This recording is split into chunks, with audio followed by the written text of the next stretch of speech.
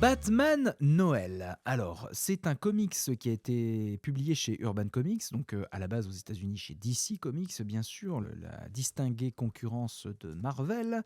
Donc, c'est un comics de Lee Bermejo qui est sorti en 2012. Alors, il est scénariste et dessinateur, et on a en traducteur Winkler. Lee Bermejo, en quelques mots, c'est un dessinateur de comics américain autodidacte, produisant aussi bien des couvertures que les albums eux-mêmes. Il débute en 97 comme dessinateur chez Wildstorm, puis travaille pour Marvel et DC Comics, Man Health, Max Mara, Topco, Wizard Entertainment. J'espère que vous appréciez la qualité de mon accent. Il est également connu pour ses collaborations avec Brian Azzarello. Peut-être que je présenterai l'un de ses comics une prochaine fois. Alors, le synopsis sans plus attendre.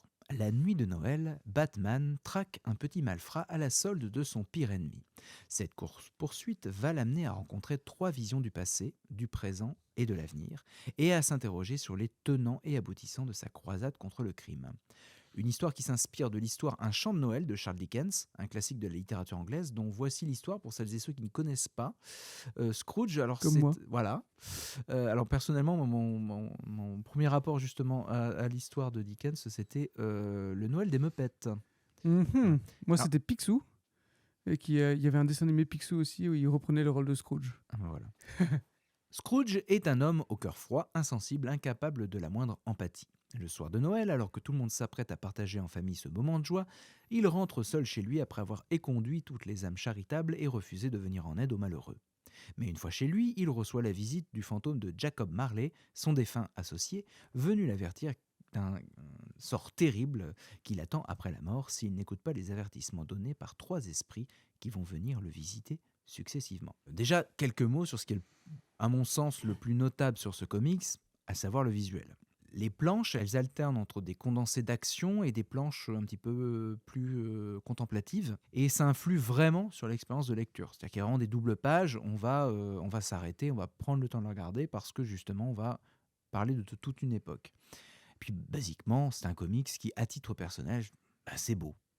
C'est un trait qui est très naturaliste. Alors, c'est ça, là-dessus, pour moi, c'est très Lee Bermejo. Et je me souviens vraiment que la première lecture de ce comics, je me suis dit, waouh, le costume de Batman, je sens le cuir, je sens le métal, je sens la sueur, le froid mordant de la neige, je sens vraiment, il y a quelque chose de très sensoriel dans son dessin. Une sensualité même peut-être. Eh oui, exactement. Et Euh, il y a aussi un truc que j'ai remarqué, c'est le fait que ses yeux sont pas tout blancs comme souvent dans les dessins, oui, tu sais. Et ça te fait ça te raccroche encore plus à une forme de réalité, je trouve. je dirais qu'il n'y a pas de stylisation, de simplification pour l'esthétique, mais par contre, il y a beaucoup de détails, mais qui rendent le tout très esthétisant. Déjà, pour moi, ce comics, c'est un petit miracle de Noël, parce que des histoires spéciales de Noël, c'est toujours un peu casse-gueule dans les comics. Souvent, c'est un peu niais ou un peu très étrange par rapport aux intrigues. Ici, ce qui est fou, c'est qu'il y a vraiment une ambiance de Noël, mais qui est vraiment embrassée à bras-le-corps. Et un deuxième petit miracle, bah, c'est quand même le travail d'un seul mec. Et c'est plutôt rare dans le comics. C'est-à-dire, c'est vraiment un projet très Ouais, je me personnel. suis fait la remarque aussi, c'est vrai. Déjà, c'est une œuvre très personnelle pour l'auteur.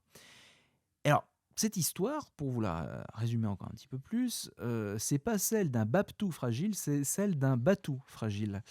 Parce qu'il y a des jeux de mots Oh, dans cette émission. quel talent. Voilà. Et parce qu'en plus d'une fragilité mentale qu'a Batman justement dans cette histoire qu'il traverse, eh ben, il a un sacré rhume qui tourne vers la bronchite. On va vraiment rentrer frontalement dedans. C'est-à-dire que quand il tousse, c'est éprouvant à regarder. Alors ce qui pourrait être ici qu'un gag, ben, c'est plutôt utilisé pour montrer toute la détermination du bonhomme. Il neige, il fait froid, mais Batman, il se repose jamais. Il est dévolu à sa mission, quitte à totalement faire taire l'homme qu'il est. Et c'est bien ça le parallèle intéressant avec l'œuvre de Dickens. Il est complètement à l'écart du commun des mortels. Il devient un personnage aigri, méfiant et ne voit pas le mal qui cause indirectement. Et moi, ce récit, en soi très simple, je l'ai vu vraiment comme un récit sur la transmission et l'impact de nos actions, comment elles se répercutent et se transmettent à d'autres. À travers le message de Dickens, il oppose le passé et le présent de Batman, avec l'époque kitsch des années 50 aux années 80, à la période actuelle. L'époque légère et euphorique où Robin souriait encore en slibard moulax avec du costume gris et bleu pour Batman, avec un grand symbole jaune, bah, maintenant c'est un peu lointain. La Gotham moderne, elle est sombre, Batman il est seul, Il est seul contre tous d'ailleurs, ses méthodes sont plus violentes et son costume de cuir et de métal est autant une véritable armure de protection contre l'extérieur, à la fois contre des menaces physiques, mais aussi un petit peu mentales. Il s'enferme un petit peu dans ce rôle. C'est vrai qu'il est pas trop mis en valeur, je trouve, et très inquiétant, toujours sa silhouette, dans toute la Oui, première partie en tout cas, enfin, dans les 3 quarts même, il est un peu effrayant, quoi. et il y a une discussion avec le personnage de Catwoman à un moment où on le sent plus énervé qu'il ne devrait être pour la situation. C'est un peu, oula, il sort un peu de ses gonds. Je trouve que ça sent particulièrement sur cette histoire de rhume qu'il Oui, a, parce qu'en Mmh. fait, tout de suite, ça casse quelque chose, en fait, de le voir enrhumé. Et en fait, exactement. ça marche très, très bien. Parce qu'en fait, moi, j'ai jamais été Batman, mais j'ai déjà eu des rhumes. Ouais. Par contre, et donc ça fait que je me projette tout à fait en fait quand il tousse, etc. Et ça participe à cette sensation de froid, de douleur permanente, de galère quoi, complète. Ça fissure un petit peu le mythe, mais de manière intéressante. C'est vraiment une bonne idée. Le visage de Batman, on sent que les mâchoires elles sont serrées, on sent qu'il douille, mais il continue. Et vraiment, enfin, t'as envie de lui poser une épaule une main sur l'épaule en disant mais doucement. Pose-toi 5 minutes. Oui, mais justement, ce qui est assez intéressant, Ouais. c'est qu'en fait, pas pour le lecteur, c'est de se dire comment tu en arrives à ce niveau d'intensité, quoi. Et justement, on voit dans ce récit-là, c'est un petit peu le récit très Dickens, hein, on voit vraiment Batman évoluer, se remettre en cause, lentement se rendre compte qu'il perd pied avec la réalité. Les personnages qu'il va rencontrer, qui sont comme des échos des fantômes, hein, justement des histoires de Dickens, vont justement un petit peu le placer devant ses contradictions, justement lui faire face à dire bah, rends-toi compte quand même de ta mission est certes noble, mais tu t'abîmes. Le rhume est là pour ça, il y a vraiment quelque chose d'ébréché chez lui. Alors, c'est vrai que c'est très beau. C'est aussi un petit peu un travers de cet auteur, Liber Mejo, c'est que ça se lit vite. Le scénario est un peu léger, mais j'ai l'impression qu'ici, c'est pas le sujet. Parce que les plus indulgents diraient même que c'est un récit assez universel. Clairement, le projet ici n'est pas forcément d'avoir un scénario qui est extrêmement dense. On est juste là pour vraiment faire un parallèle avec la psyché de Batman et une réflexion sur finalement qu'est-ce qu'est Batman. Qu'est-ce qu'il représente? Quelle est sa mission? Je voulais mettre un petit coup de projecteur sur ces récits courts qu'on ne trouve pas chez tous les personnages. J'ai coutume de dire qu'il y a autant de variations de Batman que de lecteurs de Batman. Récemment, il a été le premier à avoir même son étoile à Hollywood. C'est dire à quel point le personnage est une icône. Il y a peu de personnages qui peuvent être, pour moi, si universels qui permettent d'être adaptés à toutes les sauces. Ce qui est intéressant avec Batman, c'est que quelqu'un qui n'a jamais lu Batman sait qui est Batman. Et ben, moi, j'aime bien ces petits récits qui s'intéressent à une seule histoire, à un seul sujet. C'est pas forcément la norme dans les comics, et pourtant, je trouve que c'est là-dedans qu'il y a souvent, allez, dans 80% des cas, c'est là que se trouvent les plus beaux bijoux. Parce qu'on ne s'embarrasse pas d'une chronologie.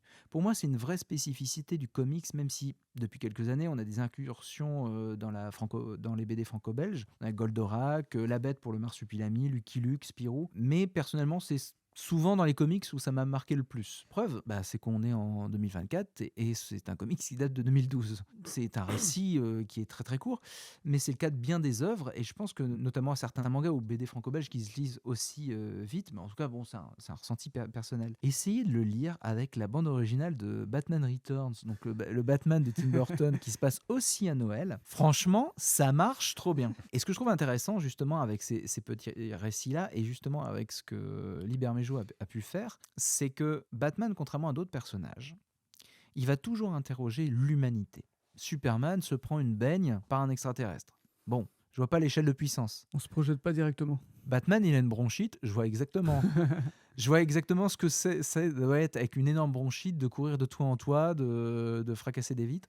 Et on va suivre aussi un petit malfrat qui travaille, bon ça c'est pas un grand spoiler, hein, voilà, il travaille pour le Joker. Bien malgré lui, il se trouve embrigadé justement dans toute une histoire qui le dépasse. Je trouve qu'il y a une belle poésie de dire, parfois juste la vie elle est galère. Oui, on aimerait bien faire autre chose, mais on peut pas forcément. Ce personnage, il élève un enfant seul, il essaye de faire son maximum. C'est compliqué et il y a beaucoup de choses qui passe en peu de cases. Et ce que je trouve bien dans le travail de Liber Mejo, c'est qu'il y a tel travail sur les expressions. Ça ne me dérange pas que le récit soit court parce que tout passe par l'expression. Et je suis assez subjugué du travail qui a été fait sur Gotham, qui arrive à être cohérent avec d'autres récits. Le récit vraiment qu'il a fait connaître, et moi qui l'ai connu là-dedans, c'était le récit Joker, qui est vraiment effrayant, glaçant. Là aussi, on suit une petite frappe qui grandit dans l'échelon de l'organisation du Joker. La Gotham qu'on retrouve là reste cohérente, mais ce que je trouve hyper intéressant, c'est que, comme pour les costumes, j'y crois à ces bâtiments. Les premières pages commencent par une sorte de... Alors, je ne sais plus si c'est un zoom ou un dézoom qui part sur un plan large et qui, de page en page, s'approche. Ce que je trouve hyper intéressant, c'est que l'ambiance...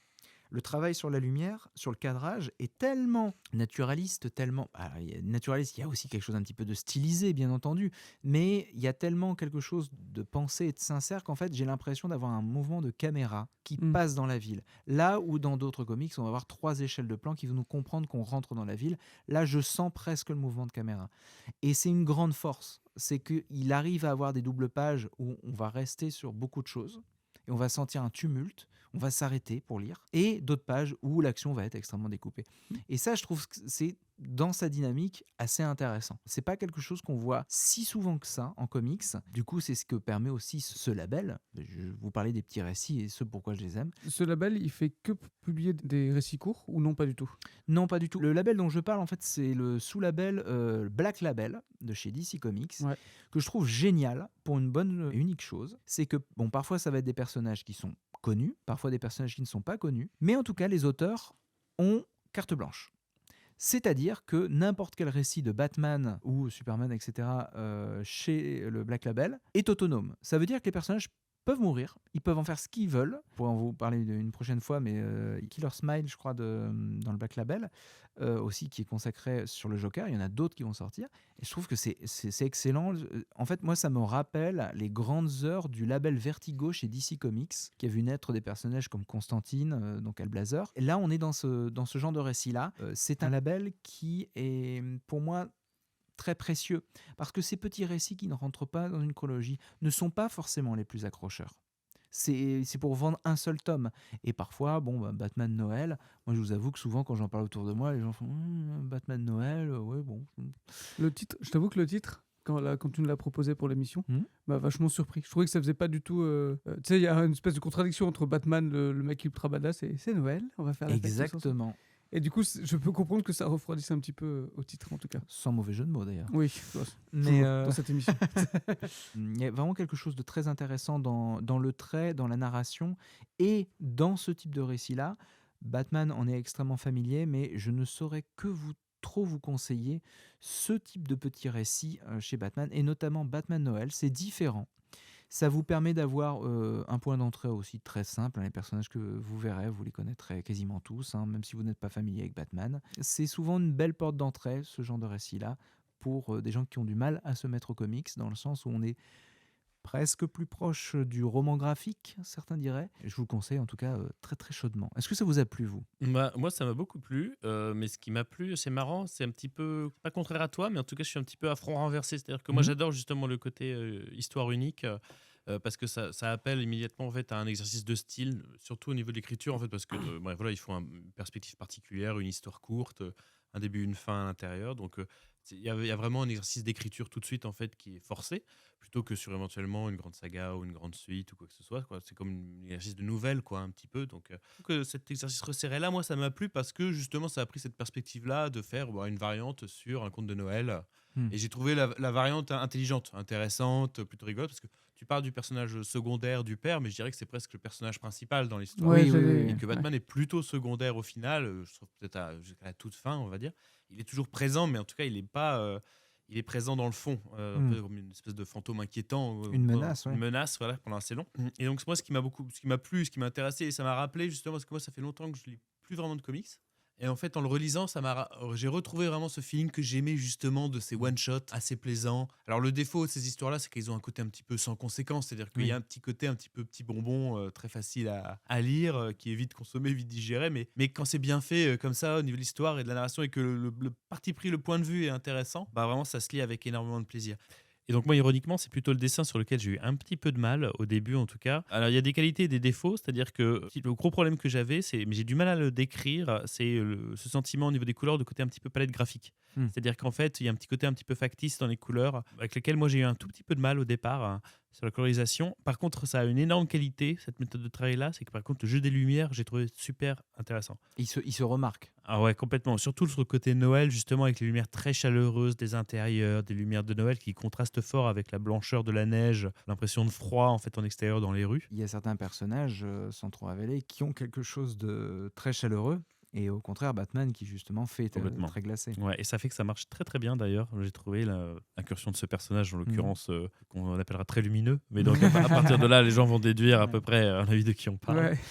Et donc ça, j'ai trouvé ça hyper plaisant de ce côté-là. Et c'est juste que voilà, moi, il m'a fallu quand même une petite passe. J'ai trouvé aussi les découpages parfois de certaines planches, tu sais, un poil confuses. Oui. Une ou deux fois, j'ai un petit peu du mal de. Une ou deux fois, parfois, j'ai vraiment eu l'impression de me dire, attends, mais dans quel sens exactement il faut que je lise ce tableau-là? C'est vrai que j'ai eu un petit ressenti comme ça, mais parfois je me suis demandé si c'était volontaire ou pas. Parce que parfois il y a tellement des façons de. Je pense notamment avec un petit détail qui est entouré et avec une flèche, fait que ce soit vraiment en plein milieu de la page, sous-entend qu'en fait il y a peut-être aussi quelque chose. C'est possible. Bah, en parlant du dessin, justement, moi je pense à ceux qui sont en voiture, qui peuvent pas forcément regarder tout de suite si vous nous écoutez. Le dessin, ce qu'il y a d'intéressant, c'est qu'on va avoir quelqu'un qui va s'approcher d'un dessin qui est comme des dessins de caricature. C'est-à-dire qu'ils vont exagérer légèrement les traits pour faire ressortir les traits du personnage. Une mâchoire va être beaucoup plus carrée, un nez va être un peu plus gros. Mais en fait, tout en gardant une forme de réalisme qui est due au fait que les couleurs, ce ne sont pas des aplats comme on voit dans beaucoup de BD, notamment franco-belges et même dans les comics. Tu vois, on parlait de Six Gun, c'est des aplats, majoritairement. Exactement. Et là, on est dans l'inverse opposé. C'est-à-dire qu'il y a du dégradé dans tous les sens. Un dégradé qui, je pense, dérange un peu Adrien, qui peut faire très artificiel parce qu'il est très numérique. C'est vraiment un truc que je suis quasiment sûr, parce qu'en plus, quand tu vois les dessins, dans les comics, très souvent, on a à la fin les dessins, les ancrages, etc. Et là, dans les dessins qu'on peut voir à la fin, c'est du crayonné avec des zones délimitées d'ombre. Si c'est bien le dessinateur qui fait les versions noir et blanc, il fait déjà des dégradés de fou en noir et blanc. Donc lui, il va retravailler ensuite ces dégradés pour les coloriser. Et ce qui fait que tu as un rendu très... Enfin, réaliste, je sais pas si c'est le terme, une texture réaliste sur un dessin qui est lui un petit peu caricatural, mais qui est quand même très proche d'un dessin réaliste. Que quand tu vois des gros plans de la semelle, il y a vraiment tous les crampons, il y a la boue, il y a tout. Quoi. C'est assez intéressant de voir que dès son croquis, il y a un travail sur l'ombrage, sur la lumière. Ça fait partie intégrante de son travail. Moi, j'ai commencé par la BD franco-belge, tout cet univers-là. Et du coup, dans les comics, quand j'ai vu qu'ils dessinaient les ombres, ça me perturbait parce que j'avais l'impression que c'était une info en plus, tu sais. Et sur la lisibilité de l'œuvre, que tu trouves un peu complexe parfois, pour moi, elle est due au fait que le dessin est hyper chargé. C'est-à-dire que une texture très surchargée complexe, même à dessin. Quand on voit Gotham, j'ai l'impression que la moindre gouttière 3 rues derrière, je la vois en fait. C'est ça. Et je pense que ça aide pas à la lecture, mais je pense par contre que c'est voulu. Mais par contre, en effet, on est perdu. C'est très dense, c'est dense visuellement. Et du coup, c'est lourd à lire. Et je trouve que ça va avec le sujet. Et on en reparlera pour Ulysse et Cyrano. Moi, j'aime bien quand la forme épouse le propos complètement. Tu vois. Et là, je trouve que des fois, c'est un peu indigeste. Mais c'est parce qu'il en a marre, Batman, tu vois. Il veut terminer cette putain de soirée. Et je trouve que ça marche très bien, quoi. Et même si, de base, je suis pas un aficionados des dessins qui sortent des cases et des cases qui n'existent plus. Et ben là, je trouve que dans ce cadre-là, ça fonctionne à fond. Ce qui demande un petit peu de temps de s'habituer, c'est ce mélange que tu as bien pointé, je trouve, entre à la fois un côté un petit peu caricatural, un peu over the top, et très naturaliste en même temps, en fait. Et c'est ce mélange des deux, ajouté avec un énorme travail sur la lumière, qui en fait peut être un tout petit peu perturbant sur les premières planches, quoi.